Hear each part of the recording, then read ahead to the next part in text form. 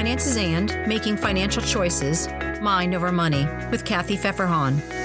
Finances and, in conjunction with my company, Capital Coaching, helps people achieve their financial goals through personal, tailored, and attentive financial coaching services. Together, we'll create a successful financial plan by examining your spending and saving habits, then guiding and educating you to your own personal success. Coaching services include evaluation of your spending plan, building your savings, financing your retirement, examining your insurance needs, and planning for your individual goals. Please contact me at capitalcoaching.net to make an appointment for a free consultation. I've been reading Brad and Ted Klontz's book called Mind Over Money, and the topic of information, financial information, comes up often. Like last week when I pointed out that just getting started with a spending plan is a big step, one that can't be ignored. Otherwise, no one would begin their financial planning. They begin this section of their book by sharing many financial truisms. Save now, invest for the future. Spend reasonably, enjoy life, but spend less than you make, and beware of investments that look too good to be true, as well as looking at how money is a stressor in our lives. In 2022, finances, COVID, and the invasion of the Ukraine are the top 3 stressors according to a poll done by the American Psychological Association. Finances include gas prices, energy, and grocery costs caused by inflation, along with generally feeling emotionally overwhelmed and fatigued. Abraham Maslow created his famous hierarchy of needs. His motivational theory states that our lower psychological needs must first be satisfied before, as individuals, we intend to move up that hierarchy. He imagines this as a pyramid. At its base, the physiological needs must be met: air, water, food, sleep, shelter, appropriate clothing, and reproduction. Without these needs being met, nothing else matters because our body can't operate proficiently without them. The next level is safety, order, predictability, and control. Society and the family unit can fulfill these with financial and emotional security, along with law and order. Here, our social stability and well-being are met. The next level is love and belonging. This comes from emotional support and interpersonal relationships. Friends, intimacy, trust, affection, and acceptance are all found at this level. The next level is where your need for esteem is met. Self-worth, accomplishment, and respect are all achieved after all the other needs are. Here, he puts esteem into 2 categories: esteem for self, to include achievement, mastery, individualism, and dignity, and the desire for reputation and status and the respect of others. The final part of the pyramid is self-actualization. Here, you can focus on your own potential, self-fulfillment, and personal growth. This top of the pyramid includes artistic and creative focus.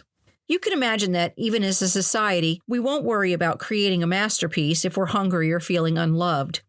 The book shares additional research done in 1982 by Dr. Joe Griffin and Dr. Ivan Tyrell, where they identify that money is one of the only things that touches every level of our needs, because money can impact achieving those goals and allow you to be successful in moving on to the next.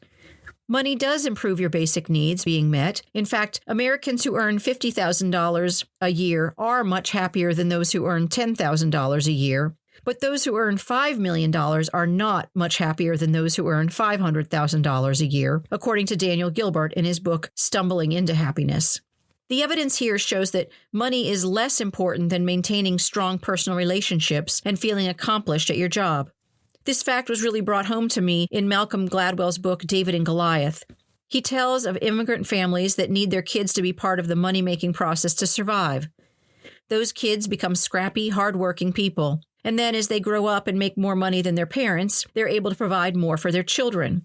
The problem is that those kids don't get the same life lessons that create adults who make better financial choices. And the ultra-rich who give their kids everything rob them of any financial reality where they can understand the value of money and the work that it takes to earn it. Those who work for their money can understand it better and make more reasonable financial choices. So how do you minimize the financial stressors in your life?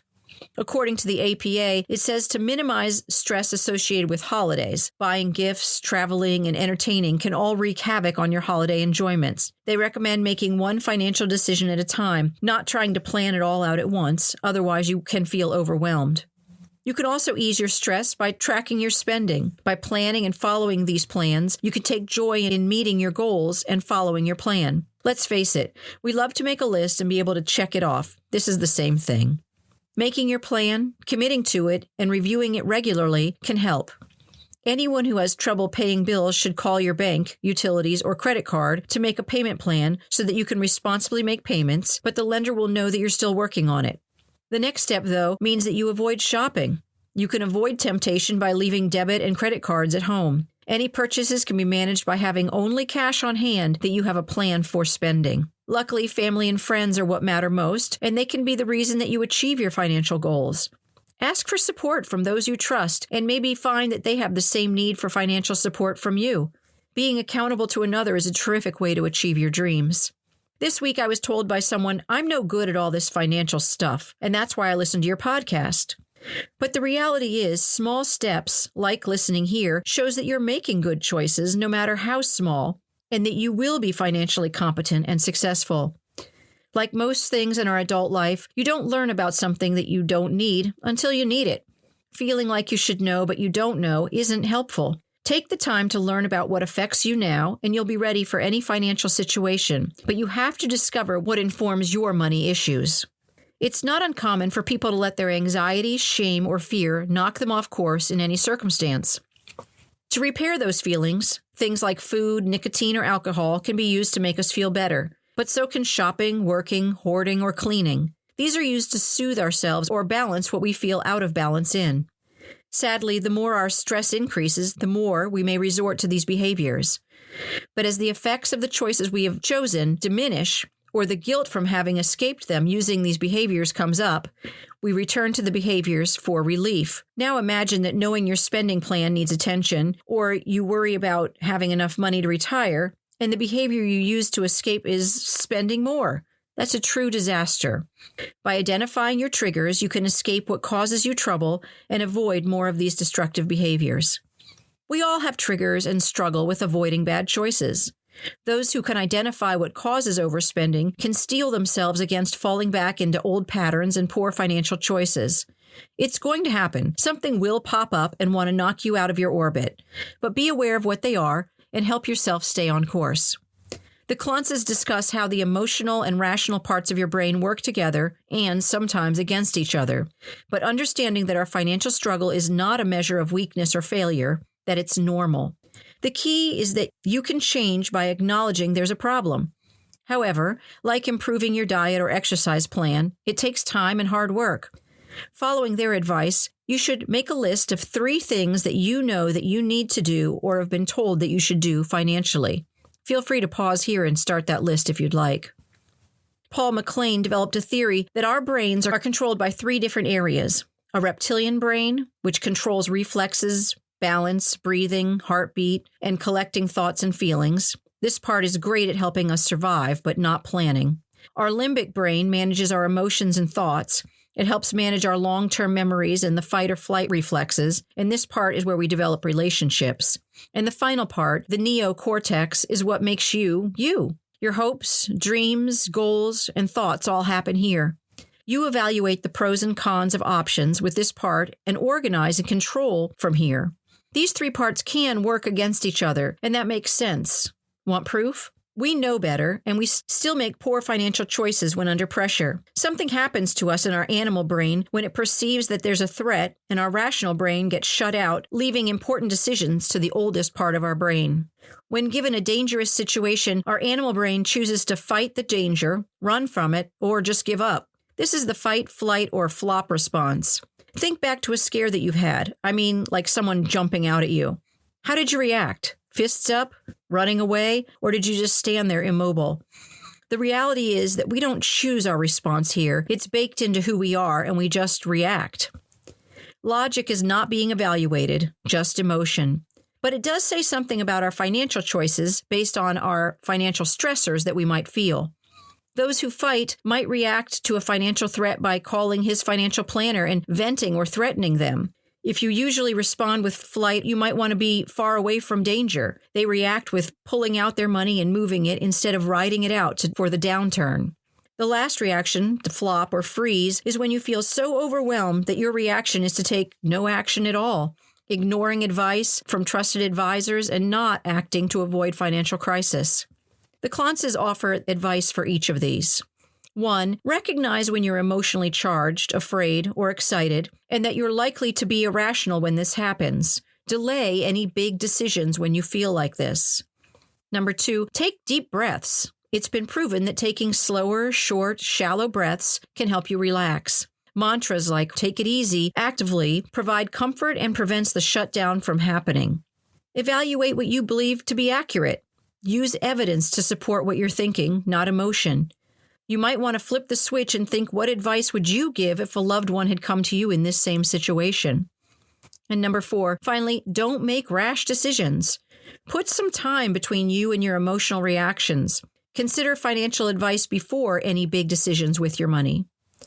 Our animal brains don't always know if a threat is major or minor, and we do tend to overreact. Traffic, an argument, or overdraft fee can trigger a response that's bigger than it should be.